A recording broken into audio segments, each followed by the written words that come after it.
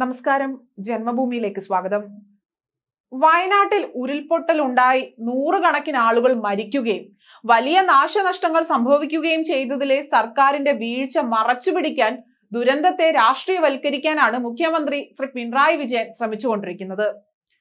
കേന്ദ്രം വനം പരിസ്ഥിതി മന്ത്രി ഭൂപേന്ദ്ര യാദവിന് ഔചിത്യമില്ല എന്നും കേന്ദ്ര സർക്കാർ സംസ്ഥാനത്തിനെതിരെ ശാസ്ത്രജ്ഞരെ അണിനിരത്തുകയാണെന്നുമൊക്കെയുള്ള മുഖ്യമന്ത്രിയുടെ ആരോപണം തീർത്തും അടിസ്ഥാനരഹിതവും സ്വന്തം ഉത്തരവാദിത്തം നിറവേറ്റുന്നതിലുള്ള പരാജയം മറച്ചുപിടിക്കുന്നതുമാണ്. അങ്ങനെ പല നാടകീയ സംഭവങ്ങൾക്കും ചുക്കാൻ പിടിച്ചുകൊണ്ടിരിക്കുകയാണ് മുഖ്യമന്ത്രി. അനധികൃത കുടിയേറ്റവും നിയമവിരുദ്ധവും ഖനനവുമാണ് വയനാട്ടിലെ ദുരന്തത്തിന് കാരണമായതെന്ന് കേന്ദ്രമന്ത്രി പറഞ്ഞിരുന്നു. ഇത് കേന്ദ്രമന്ത്രിയുടെ വ്യക്തിപരമായ അഭിപ്രായമല്ല. 3 പതിറ്റാണ്ട് മുൻപ് തന്നെ ഇതു സംബന്ധിച്ച പഠനങ്ങൾ പുറത്തു വന്നിട്ടുള്ളതാണ്. ഇതിന്റെ തുടർച്ചയാണ് സഖ്യപർവ്വതത്തെ കുറിച്ച് വിശദമായ പഠനം നടത്തി മാധവ് ഗാഡ്ഗിൽ വ്യക്തമായ മുന്നറിയിപ്പ് നൽകിയത്. ഇക്കാര്യത്തിൽ യാതൊരുവിധ നടപടിയും സ്വീകരിക്കാൻ 8 വർഷമായി അധികാരത്തിൽ തുടരുന്ന ഇടതുമുന്നണി സർക്കാരിന് കഴിഞ്ഞിട്ടില്ല എന്നതാണ് ഇവിടെ വ്യക്തമാകുന്നത്. മാധവ് ഗാഡ്ഗിൽ ഉൾപ്പെടെ നിരവധി പരിസ്ഥിതി ശാസ്ത്രജ്ഞർ ഈ അനാസ്ഥയെ വിമർശിച്ചിട്ടുണ്ട്. ഇക്കാര്യങ്ങൾ ചർച്ചയാവാതിരിക്കാനാണ് വയനാട്ടിലെ ദുരന്ത മേഖല സന്ദർശിക്കാൻ ശാസ്ത്രജ്ഞർക്ക് സംസ്ഥാന സർക്കാർ വിലക്കേർപ്പെടുത്തിയത്.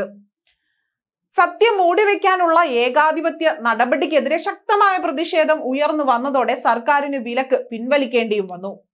ഇതിനുള്ള അമർഷം കൂടിയാണ് മുഖ്യമന്ത്രി പിണറായി വിജയൻ ഇപ്പോൾ കേന്ദ്രമന്ത്രിക്കെതിരെ പ്രകടിപ്പിച്ചുകൊണ്ടിരിക്കുന്നത്.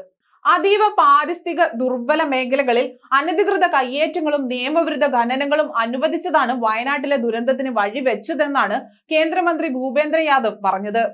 പ്രാദേശിക ഭരണകൂടങ്ങളാണ് കയ്യേറ്റങ്ങളെ അനുവദിച്ചതെന്നും സംസ്ഥാന സർക്കാർ സംവിധാനം ഇതിന് നിയമവിരുദ്ധ സംരക്ഷണം ഒരുക്കിയെന്നും കേന്ദ്രമന്ത്രി പറയുകയുണ്ടായി.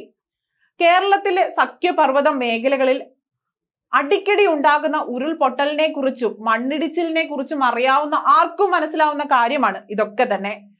ഇത് മറച്ചു പിടിക്കാനുള്ള വിപുല ശ്രമങ്ങളാണ് മുഖ്യമന്ത്രി നടത്തിക്കൊണ്ടിരിക്കുന്നത്.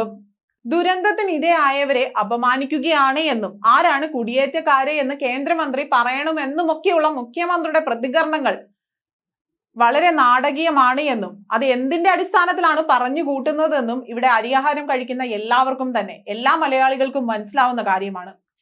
പ്രശ്നത്തെ മതവൽക്കരിച്ചുകൊണ്ട് രാഷ്ട്രീയ മുതലെടുപ്പിനുള്ള ശ്രമമാണ് ഇപ്പോൾ മുഖ്യമന്ത്രി നടത്തിക്കൊണ്ടിരിക്കുന്നത്.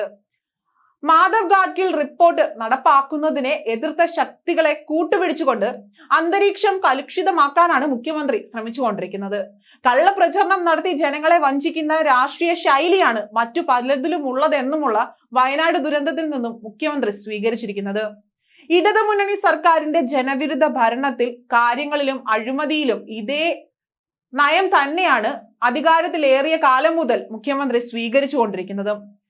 കേന്ദ്ര സർക്കാരിന്റെ മുന്നറിയിപ്പ് ഉണ്ടായിട്ട് പോലും വേണ്ടത്ര സാവകാശം ലഭിച്ചിട്ടും മുൻകരുതലുകൾ ഒന്നും തന്നെ എടുക്കാനോ ജാഗ്രത പാലിക്കാനോ വയനാട്ടിലെ ജനങ്ങളെ മാറ്റിപ്പാർപ്പിക്കാനോ സംസ്ഥാന സർക്കാരിന് കഴിഞ്ഞതുമില്ല. ഇതൊന്നും ചെയ്യാതെ അതിദാരുണമായത് സംഭവിച്ചപ്പോൾ കൈമലർത്തുകയാണ് മുഖ്യമന്ത്രി ഇപ്പോൾ ചെയ്തുകൊണ്ടിരിക്കുന്നത്. അധിക മഴയാണ് പ്രശ്ന കാരണമെന്ന് പറഞ്ഞ് രക്ഷപ്പെടാനുള്ള മുഖ്യമന്ത്രിയുടെ ശ്രമം എന്തായാലും ഇനി വിജയിക്കാൻ പോകുന്നില്ല. ഉരുൾപൊട്ടൽ ഉണ്ടായ മേഖലയിൽ താമസിക്കുന്ന ജനങ്ങളെ കൊലയ്ക്ക് കൊടുക്കുകയാണ് സർക്കാർ ചെയ്തിരിക്കുന്നത്. ദുരന്തമുണ്ടായ ശേഷവും പലപ്പോഴും കാഴ്ചക്കാരുടെ റോളിലായിരുന്നു സർക്കാർ സംവിധാനങ്ങൾ ഏറെയും ഉണ്ടായത്. ആരുടെയും അനുവാദത്തിന് കാത്തു നിൽക്കാതെ നാട്ടുകാരും സേവാഭാരതി പോലുള്ള സംഘടനകളും ദുരിതാശ്വാസ പ്രവർത്തനത്തിന് ഇറങ്ങിയിരിക്കുകയായിരുന്നു. ഇവരാണ് ദേശീയ ദുരന്ത നിവാരണ സേനയ്ക്കും സൈന്യത്തിനും ഒപ്പം നിന്നത്. സൈന്യം വേലി പാലം നിർമ്മിച്ചതിന്റെ ബഹുമതി അടിച്ചു മാറ്റാനുള്ള തരംതാണ വേലകളാണ് ദുരന്ത മേഖലയിൽ പോലും മുഖ്യമന്ത്രിയുടെ പാർട്ടിക്കാർ ചെയ്തതും. ഉരുൾപൊട്ടലിന് ഇരയാവുന്നതിൽ നിന്ന് ജനങ്ങളെ രക്ഷിക്കാൻ യാതൊന്നും തന്നെ ചെയ്യാതിരുന്ന മുഖ്യമന്ത്രിയാകട്ടെ ദുരിതാശ്വാസ നിധിയിലേക്ക് പണം പിരിക്കാൻ വലിയ ആവേശമാണ് കാണിച്ചതും. ഇതിൽ ഉദ്ദേശശുദ്ധി ഇല്ല എന്ന് മുൻകാല അനുഭവങ്ങൾ തെളിയിക്കുന്നതുമുണ്ട്. ഭരണാധികാരികൾ ജനങ്ങൾക്ക് ഭാരമാവുന്നത് ഇങ്ങനെയൊക്കെ തന്നെയാണ്.